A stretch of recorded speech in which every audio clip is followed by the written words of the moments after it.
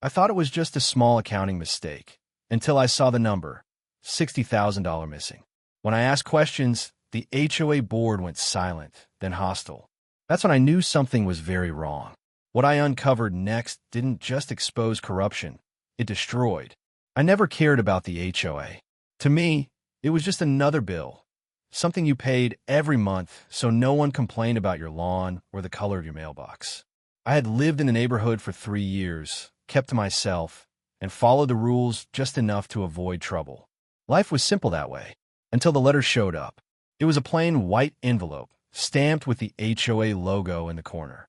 I almost tossed it aside with the rest of the mail, expecting the usual reminders, minor notices, maybe another rule update no one asked for.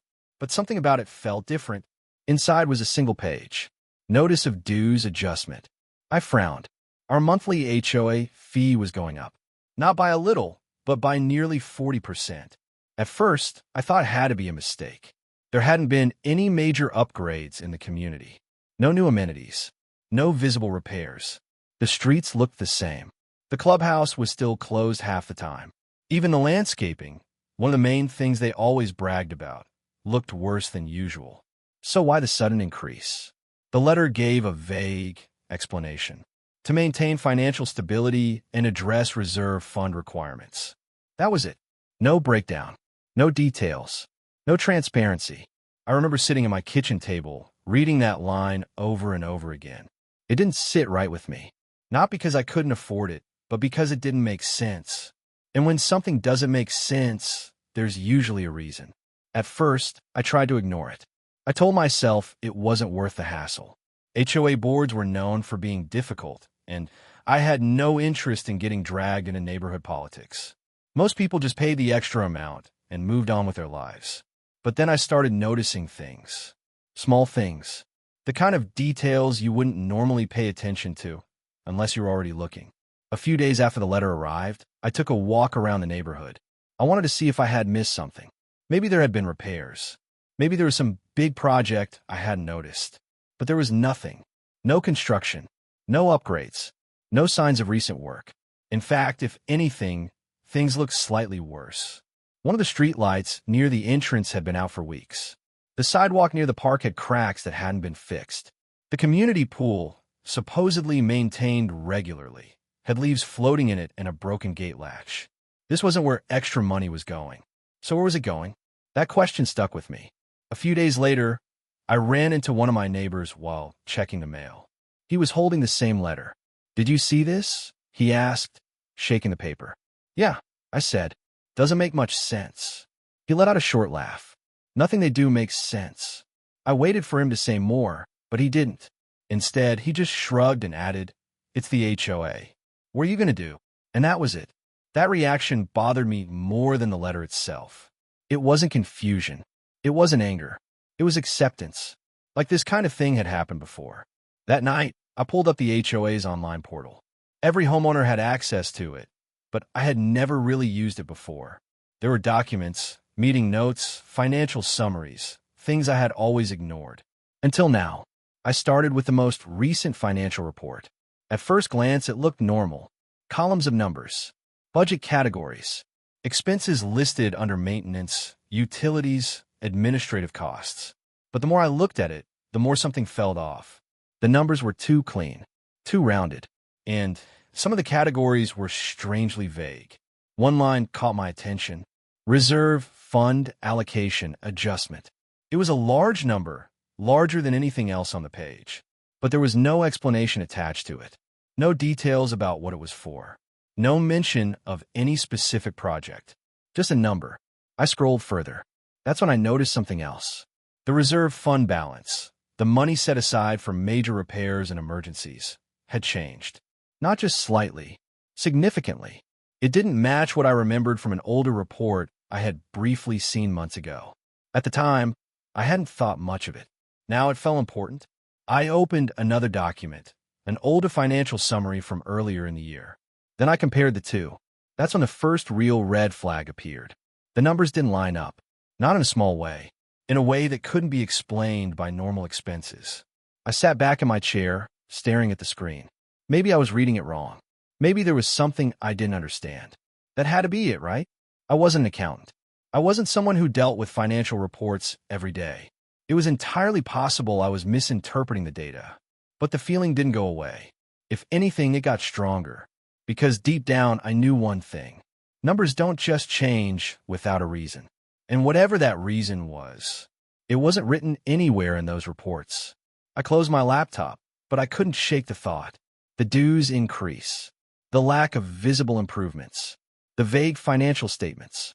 And now, numbers that didn't add up. It all pointed to something. I just didn't know what yet. But I was about to find out.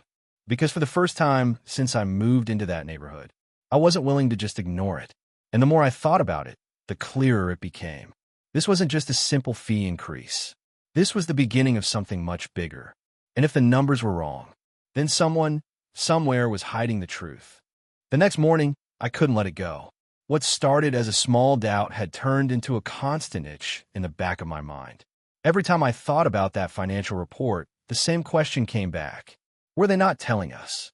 I opened my laptop again, this time with a purpose. If the summary didn't make sense, I needed the full picture. Invoices, receipts, contracts, detailed breakdowns, everything. The HOA portal had a section labeled Document Requests. I had never used it before, but according to the bylaws, homeowners had the right to request financial records. So I kept it simple. I typed out a request asking for full reserve fund statements, detailed expense reports for the last 12 months, vendor invoices for all major repairs, any contracts tied to reserve fund allocations. I read it twice, making sure it sounded neutral, non-confrontational. Then I hit send. At that moment, I didn't think it was a big deal. I assumed they'd respond in a few days, send over the documents, and clear everything up. But that's not what happened. 3 days passed. No response. Not even an acknowledgement. I checked the portal again. Nothing. That's when the feeling shifted. It wasn't curiosity anymore. It was suspicion. I sent a follow-up. Short. Polite. Still nothing. A week later, I finally got a reply. It wasn't from the full board, just one member. And it was strange. The message was brief and unusually formal. Your request has been received. Due to the volume of documentation, processing may take additional time. That was it. No timeline. No partial documents. No effort to clarify anything. Just a delay. And for the first time, it felt intentional. Another week passed before anything actually came through. When the documents finally arrived, it wasn't everything I asked for. Not even close. There were a few spreadsheets, a couple of scanned receipts, and a short summary report. That was it. No contracts. No detailed invoices. No breakdown of the largest expenses. It felt filtered, like someone had decided what I was allowed to see and what I wasn't. Still, it was something, so I started going through it, line by line. At first, everything looked normal. Routine maintenance costs, landscaping services, utility bills. But then I started noticing patterns. The same vendor names kept appearing over and over again. And not just for one type of service. The same company was listed for landscaping, repairs, even administrative work. That didn't make sense. Why would one vendor handle completely unrelated services? I clicked into one of the expense entries. Emergency structural repair, $8,500. I paused. Emergency repair? What emergency? There hadn't been any storms. No accidents. No visible damage anywhere in the neighborhood. I checked the date. Nothing. No announcements. No emails. No signs that anything had happened. It was like the repair existed only on paper. I kept digging. Another entry. Pool equipment replacement. $6,200.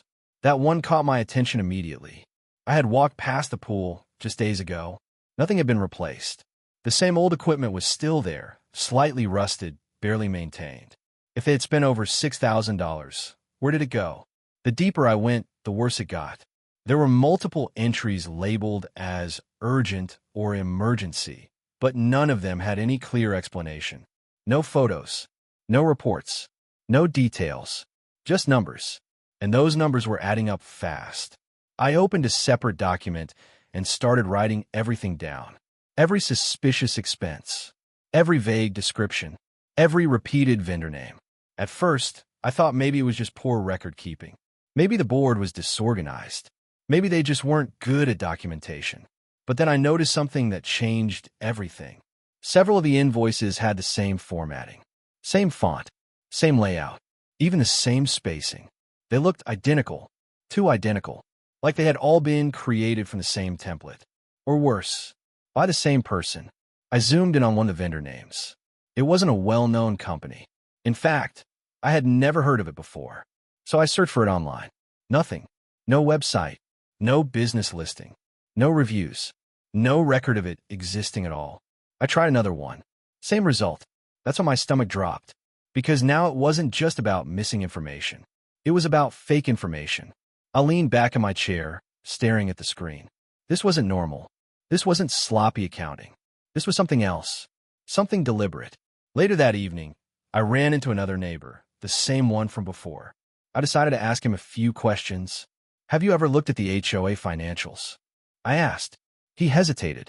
Once a while ago. And he shrugged. Didn't understand most of it. I nodded slowly. Did anything seem off to you? This time, he didn't answer right away. Instead, he looked around, like he didn't want anyone else to hear. Then he leaned in slightly and said, "People have asked questions before." I felt my chest tighten. What happened? He gave a small, uneasy smile. They stopped asking. That was the moment everything changed. Because now it wasn't just about numbers. It was about behavior, avoidance, silence, fear. When I got back home, I opened my laptop again. I looked at the documents, the missing details, the fake vendors, the unexplained expenses, and suddenly, it all started to come together. This wasn't random. This wasn't accidental. This was controlled, carefully managed, hidden in plain sight. And the more I thought about it, the clearer it became. They didn't expect anyone to look this closely. They didn't expect anyone to question it. Because most people wouldn't. Most people didn't. But I wasn't most people. Not anymore. I saved all the files, made copies, organized everything. Because if there was one thing I knew for sure now, it was this. The truth was in those records. And whatever they were trying to hide, I was getting closer to it. Closer than they probably ever expected. And if the documents I had already seen were this bad, I couldn't even imagine what was still missing. Because one thing was becoming impossible to ignore. This wasn't just mismanagement. This was something much bigger. By that point, I wasn't just curious anymore. I was locked in. Every free moment I had, early mornings, late nights, even lunch breaks, I spent going through those documents. What started as a simple review had turned into something closer to an investigation. And the deeper I went, the more it felt like I was peeling back layers of something carefully hidden. I decided to focus on one thing, the reserve fund. That was where the biggest number had shown up. That vague line in the report, reserve fund allocation adjustment, kept bothering me. It was too large, too undefined, too easy to hide behind. So I pulled every document related to the reserve fund, past summaries, current balances, anything I could access. Then I did something simple. I wrote the numbers down side by side, month by month. Balance changes, withdrawals, additions. At first, it looked messy, but then a pattern started to form. The fund wasn't just decreasing. It was dropping in chunks, large, uneven amounts. And every time it dropped, there was a matching label. Emergency expense, critical repair, immediate action required. Different words, same idea, no details. I circled each one.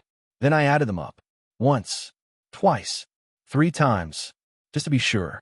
Because I didn't trust what I was seeing. The total came out the same every time. $60,000. I froze. For a few seconds, I just stared at the number on my screen. It didn't feel real. $60,000 gone. Not over years. Not gradually. But within a relatively short period. And every dollar tied to vague, unverified emergencies that no one in the neighborhood had ever seen. My first instinct was to doubt myself. Maybe I missed something. Maybe there were additional documents I hadn't seen. Maybe the repairs were internal, something not visible. So I double-checked everything. Again and again. But the result didn't change. The number didn't change. The lack of explanation didn't change. That's when the realization hit me. Slow, heavy, Impossible to ignore. This wasn't an accounting error. You don't accidentally misplace $60,000. You don't forget to document that kind of spending. You don't repeatedly label major withdrawals as emergencies without ever explaining a single one. This was intentional. I leaned back in my chair, my mind racing, because if that money was taken deliberately, then someone had approved it. Someone had signed off on it. Someone knew exactly where it went. And that meant one thing. This wasn't just bad management. This was fraud. The word sat in my mind, uncomfortable and heavy. Fraud. It sounded extreme, serious, the kind of accusation that could ruin people. And for a moment, I hesitated, because once you think that word, you can't unthink it. But then I remembered the documents, the fake vendors, the identical invoices, the missing details, the silence from the board, the way they delayed my request, the way they gave me only partial records. It all lined up, too perfectly. I turned back to my laptop and opened the timeline again. I wanted to see when the money disappeared. So I tracked each withdrawal by date, one by one. That's when something even stranger appeared. The withdrawals weren't random. They were clustered. Several large amounts taken within short periods of time. Almost like someone was trying to move money quickly. Before anyone noticed, I checked those dates against community activity. Meetings, announcements, anything, nothing. No mention of emergencies. No reports to homeowners. No emails warning about urgent repairs. It was like those events never existed, but the money was gone. I rubbed my eyes, tried to process it all, because now the situation had changed completely. This wasn't just something I suspected anymore. This was something I could prove, at least partially. The numbers were there. The pattern was there. The total was undeniable, $60,000. And the more I thought about it, the more one question kept coming back. Where did it actually go? Because money doesn't just disappear. It moves. It gets transferred. It gets spent. It ends up somewhere. And if I could figure out where it went, then I'd have more than just numbers. I'd have answers. But there was a problem. The documents I had weren't enough. They showed the withdrawals, but not the destination. No bank details. No full invoices. No contracts. Nothing that clearly traced the money. Which meant one thing. The real evidence was still being hidden. I closed the files and sat there in silence. Because now I understood why they delayed my request. Why they sent incomplete records. Why everything felt controlled. They weren't just disorganized. They were protecting something. And I had just gotten close enough to see it. That's when another thought hit me. A dangerous one. If I could see this, then what would happen when they realized I had? The room suddenly felt quieter. Heavier, like the situation had shifted without me noticing. Because up until now, I had been looking at them. But what if they started looking back? I glanced at my phone, half expecting a message, an email, something, nothing. But the feeling didn't go away. Because deep down, I knew something had changed.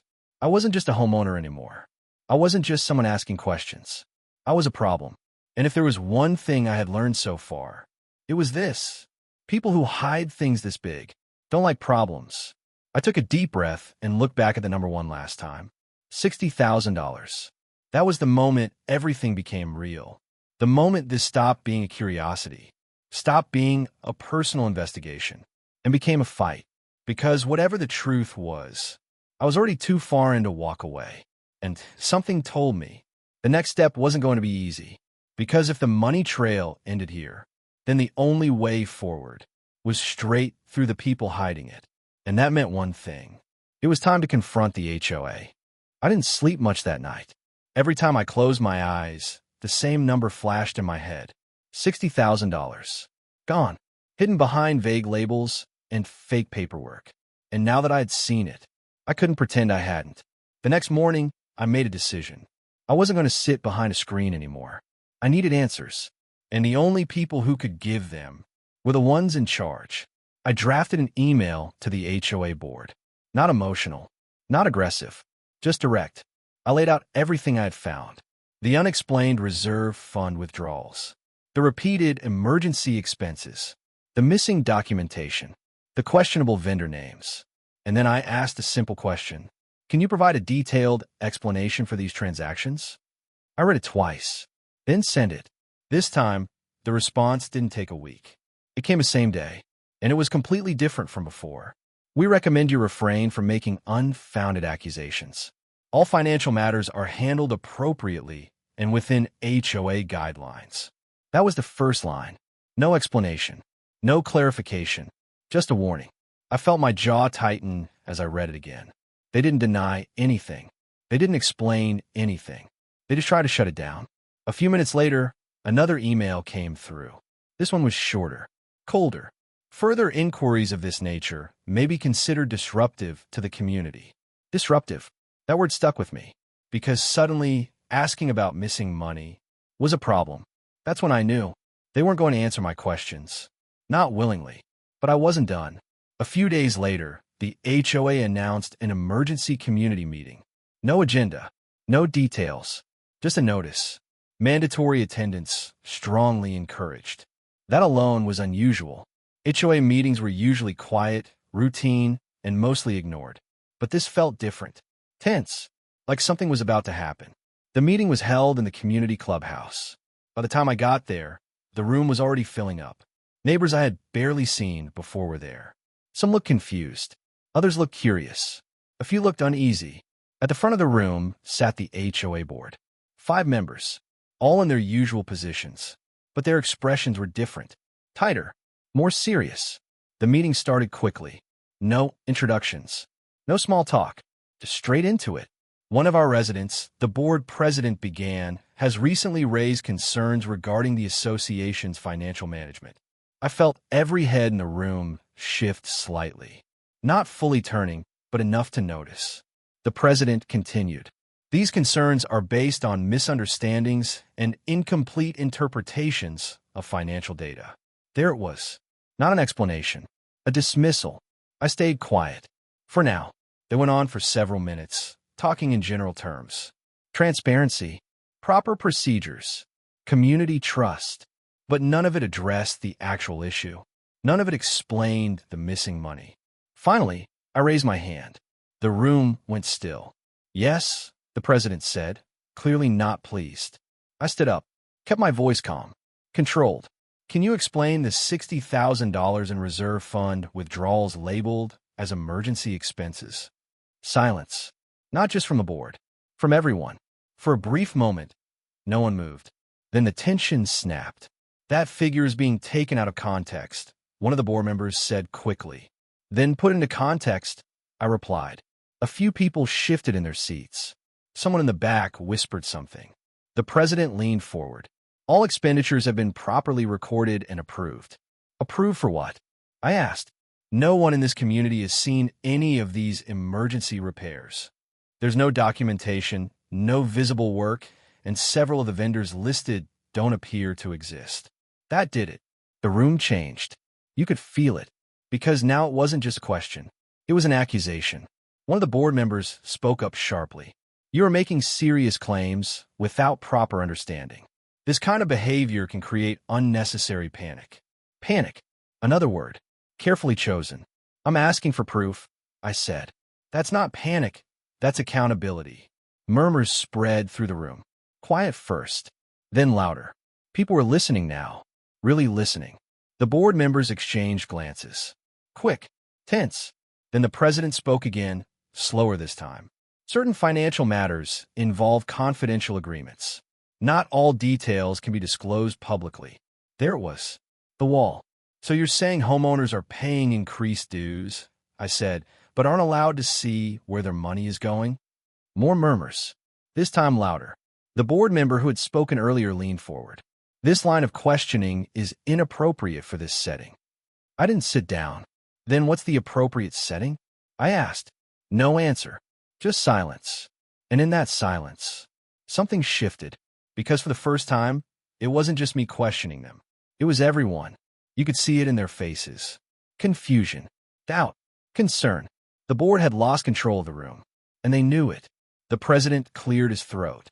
This meeting is no longer productive. We will be reviewing all concerns internally and will provide an update at a later time. Translation. They were shutting it down. Before anyone could respond, the meeting was adjourned. Just like that. People started talking immediately. Small groups forming. Questions being asked. What was that about? Did you understand any of that? Something doesn't feel right. I stood there for a moment, watching it all, because even though I didn't get answers, I got something else. Attention. The questions weren't mine anymore. They belonged to everyone in that room, and the board couldn't silence all of us. As I walked out of the clubhouse, one thought kept repeating in my mind. They tried to shut me down. They tried to make it look like I was the problem. But they made one mistake. They did it in front of everyone. And now, the entire community had seen it, which meant one thing. This wasn't just a private fight anymore. It was public, and something told me the board wasn't ready for what was coming next, because fear only works until people stop being afraid. The entire board overnight. The morning after the meeting felt different. The neighborhood looked the same. Same houses, same quiet streets, same routine. But something had shifted beneath the surface. People were paying attention now. As I stepped outside to grab the mail, I noticed it immediately. Neighbors who usually walked past without a word were now making eye contact. Some gave small nods. Others looked like they wanted to say something, but weren't sure how. Then it finally happened. Hey! I turned to see the same neighbor I had spoken to before, the one who had warned me. People have asked questions before.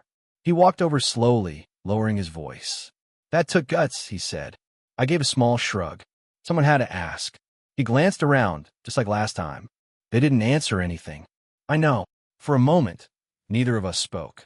Then he said something that changed everything. You're not the first person to notice things. I looked at him more carefully now. What do you mean? He hesitated, then exhaled. A couple of years ago, someone else started asking about the finances. Not as detailed as you, but enough to raise concerns. What happened? He gave a dry, uneasy laugh. They got shut down. Ow! Warnings. Fines. Pressure. He paused, and eventually they moved. That hit harder than I expected. Move? I repeated. He nodded, said it wasn't worth the stress anymore. For a second, I didn't know what to say, because now it wasn't just about money. It was about a pattern. Before I could respond, another voice joined us. I was at that meeting too. We both turned. It was a woman from down the street. I recognized her, but we had never actually talked before. She stepped closer, lowering her voice. They avoided every real question, she said. And that thing about confidential agreements? That didn't make any sense. I nodded. It didn't. She crossed her arms. I've lived here for 6 years. I've never seen them act like that before. The neighbor beside me let out a quiet breath. Because no one's ever pushed them this far. That's when it clicked. This wasn't just my concern anymore. It was spreading. Over the next few days, more conversations started happening. Not openly, not in groups, but quietly, individually, at the mailbox, on sidewalks, in driveways. People would approach me when no one else was around. Always the same tone. Careful, low, almost cautious. I've been wondering about those fees too. Something never felt right with the board. They've raised dues before without explanation.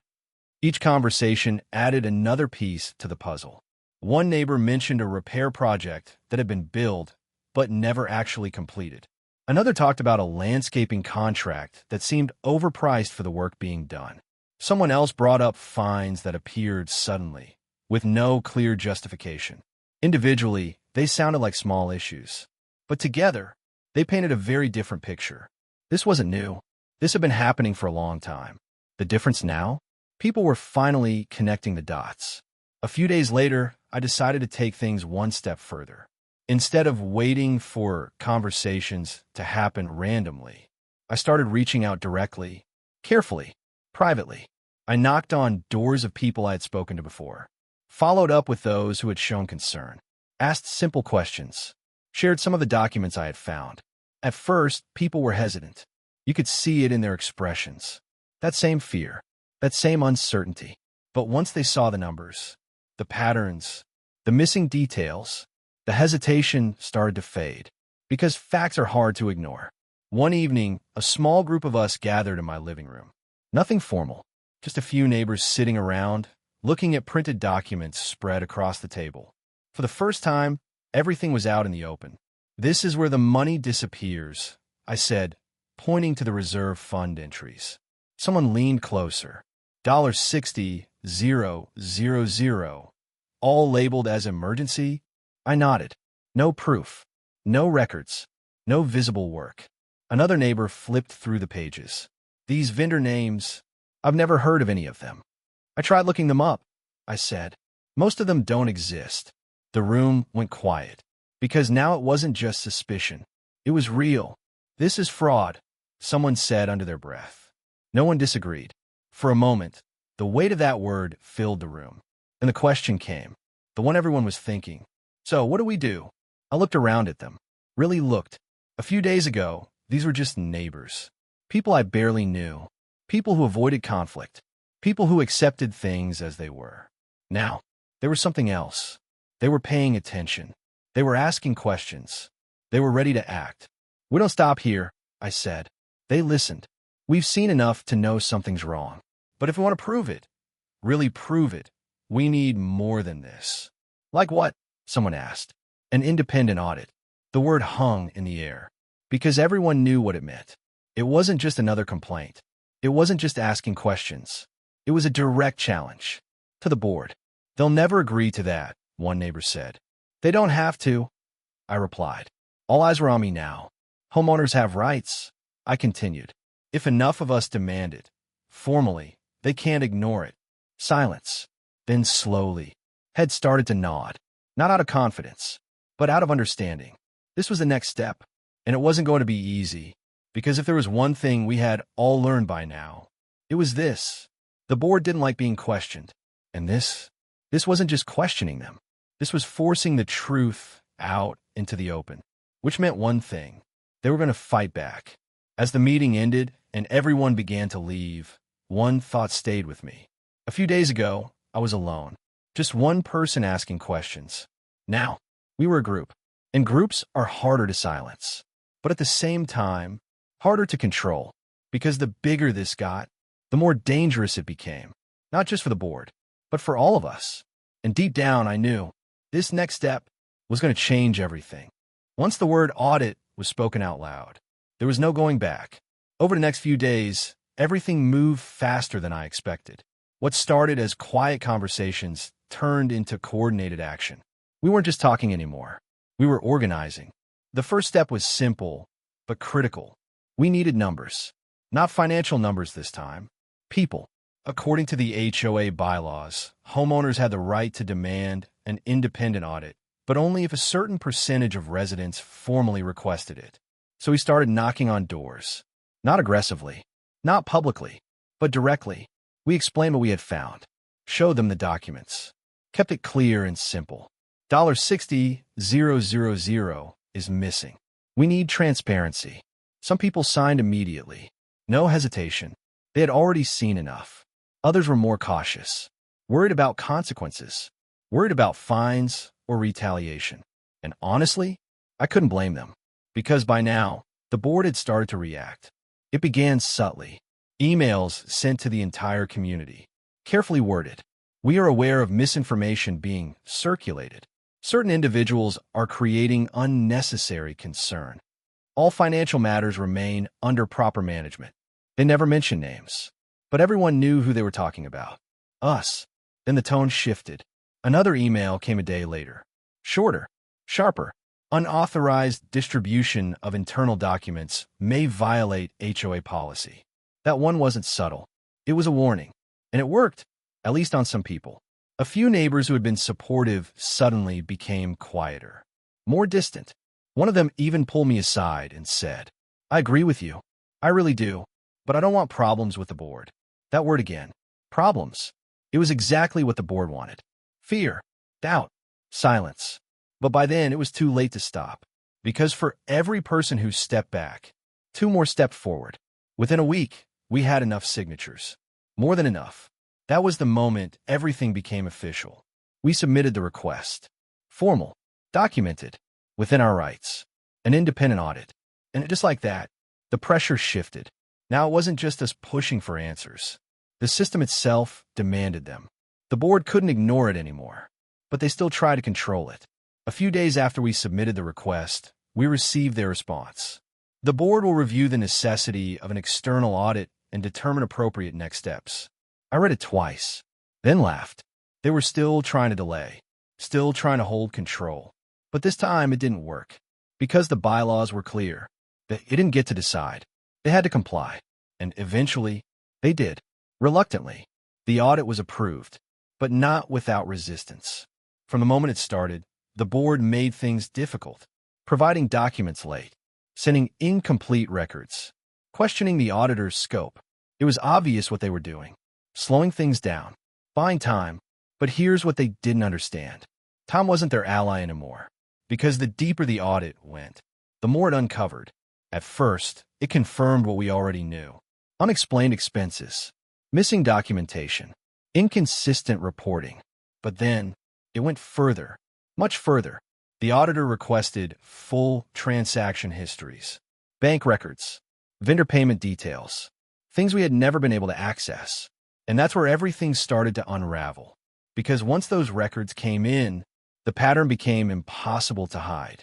Payments linked to vendor names that didn't exist. Transfers made in unusual intervals.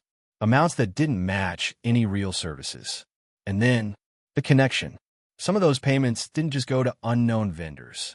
They led back to accounts, linked to people on the board. When the auditor shared that preliminary finding with us, the room went silent. Not shocked, not confused, just still. Because deep down, we had all suspected something like this. But hearing it confirmed, that was different. That made it real. This is bigger than $60,000, one of the neighbors said quietly. And they were right. Because now it wasn't just about missing money. It was about who took it.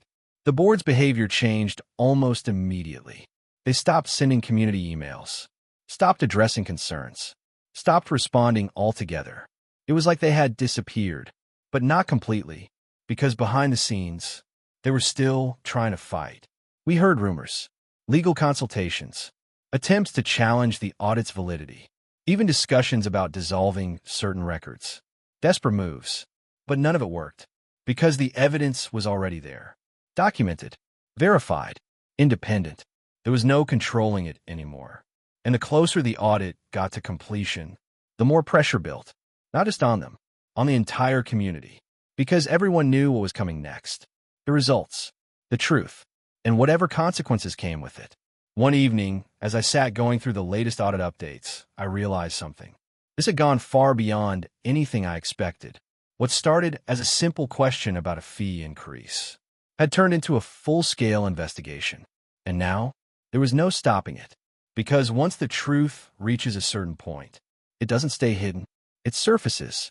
And when it does, it changes everything. I closed my laptop and leaned back, taking a deep breath, because the next step was unavoidable. The audit report would be presented to the entire community, publicly. And when that happened, there would be no more questions, only answers. And something told me those answers were going to hit harder than anyone was ready for. By the time the audit report was finalized, everyone in the neighborhood knew, not the details, not the full truth, but enough to feel it. Something big was about to happen. The HOA announced another community meeting. This time, there was no vague wording, no soft tone. Audit findings presentation, mandatory attendance. That alone told you everything. The night of the meeting, the clubhouse was packed, more than I had ever seen. People standing along the walls, whispering, speculating, waiting. But the biggest difference? The board. It didn't look the same. Gone was the confidence, the control, the calm authority they used to carry. Now, they looked tense, restless, like they already knew how this was going to end. The meeting started right on time. But this time, the board didn't lead it. The auditor did. A calm, composed presence at the front of the room. Professional, unemotional. And that made it even more powerful. Because this wasn't opinion anymore. This was fact. Over the course of our review, the auditor began, we identified multiple financial inconsistencies within the HOA's reserve fund. The room went quiet instantly. No whispers, no movement, just silence.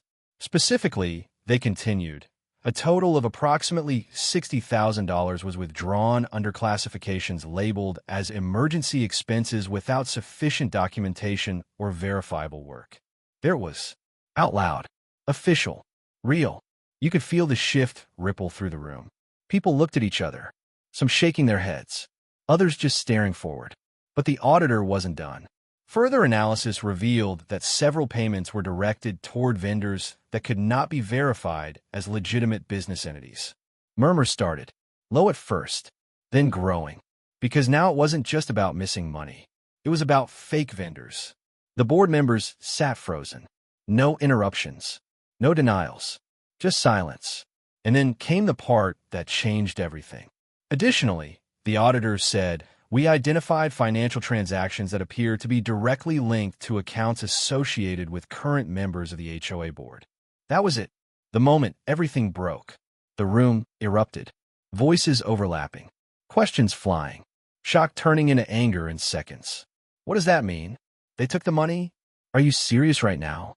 The noise was overwhelming. But through all of it, one thing was clear. The truth was out. Fully. Publicly. And there was no going back.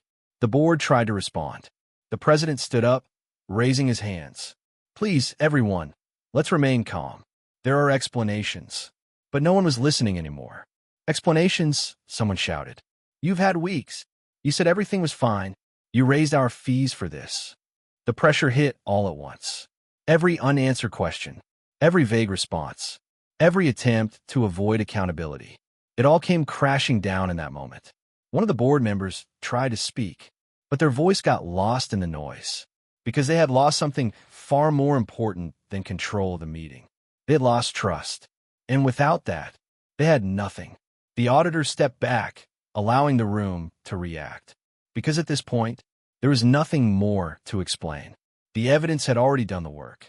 After several minutes, the noise slowly began to settle. Not because people were satisfied, but because something else was taking its place. Decision. "This board needs to step down," someone said loudly. A few heads turned, then more. "Yes, absolutely. They can't stay." The words spread quickly, like a wave, until it became undeniable. A vote was called. Right there. No delays. No postponements. Because no one trusted the board to stay in control for another day. The process moved fast. Ballots passed. Votes counted. And when it was over, it wasn't even close. The decision was unanimous. The entire board was removed. Just like that. Months, maybe years of control, gone in a single night. The former board members sat in stunned silence. No arguments. No resistance. Because what could they say? The truth had already spoken for them. As people began to leave the room, the energy was different now. Still tense. Still heavy. But clearer. Because something had finally been resolved. Not everything, but enough. As I walked toward the exit, I overheard conversations all around me. "I can't believe this was happening. How long has this been going on? What happens next?" That last question lingered. Because while the board was gone, the consequences weren't. Not even close. I stepped outside into the cool night air, taking a deep breath. The fight we started? It worked. The truth came out. The system responded. The people responsible were removed. But deep down, I knew something important. This wasn't the end. Because removing them was just the beginning. Now came the part no one was talking about yet. The aftermath. The legal consequences. And the question that still hadn't been fully answered. Where did all the money go? And what were they going to do about it? Because something told me the story wasn't over. Not yet. The night the board was removed, it felt like everything was over. Like the story had reached its ending. But it hadn't. Not even close. Because exposing the truth is one thing. Dealing with it? That's something else entirely. The days after the meeting were quiet. Almost too quiet. No emails from the HOA. No announcements. No updates. Just silence. But behind that silence, things were moving fast. Within a week, an interim board was assigned. Temporary leadership, made up of neutral residents and an external advisor, stepped in to stabilize things. Their first action? Full transparency. For the first time since I had moved into the neighborhood, every financial document was opened. No filters. No delays. No missing pieces. And what they found was worse than anyone expected. The $60,000 we uncovered, that was just the surface. As the records were fully reviewed, more inconsistencies appeared. Additional questionable transactions. More unexplained withdrawals.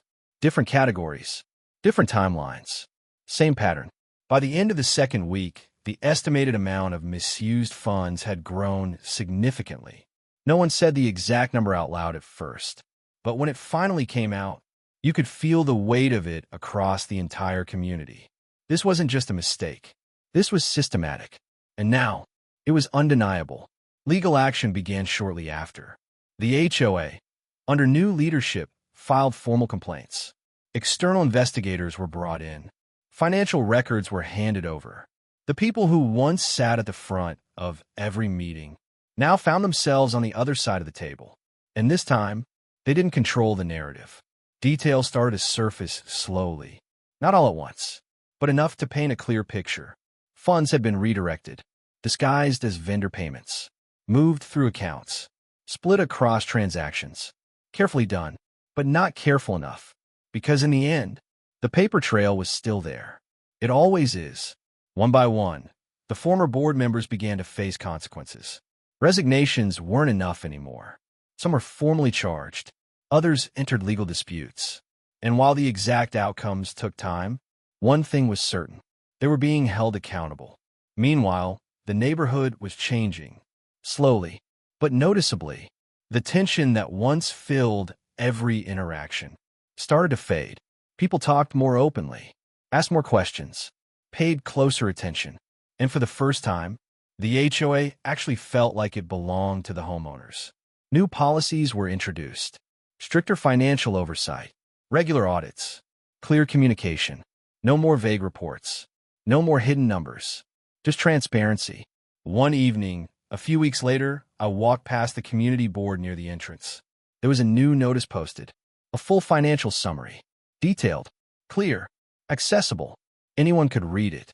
Anyone could understand it. I stood there for a moment, looking at it, because that was something I had never seen before. And it meant more than just numbers. It meant change, real change. As I turned to leave, I noticed something else. Neighbors talking nearby, not in whispers, not in caution, just normally, like the fear was gone, like the silence had finally been broken. And that's when it really hit me. This all started with a single question. One moment of doubt. One decision not to ignore something that didn't feel right. It would have been easy to let it go, to accept the fee increase, to trust the system without looking deeper. But if I had, none of this would have happened. The money would still be missing. The board would still be in control. The truth would still be hidden. But it wasn't, because one question led to another, then another, until the entire system was forced to answer. I took a deep breath and looked around the neighborhood one last time. Everything looked the same, but it wasn't, because now people were paying attention, and that changes everything. As I walked back home, one final thought stayed with me. Corruption doesn't survive exposure. It survives silence. And the moment people stop being silent, it falls apart, just like this board did. All because someone decided to ask one simple question.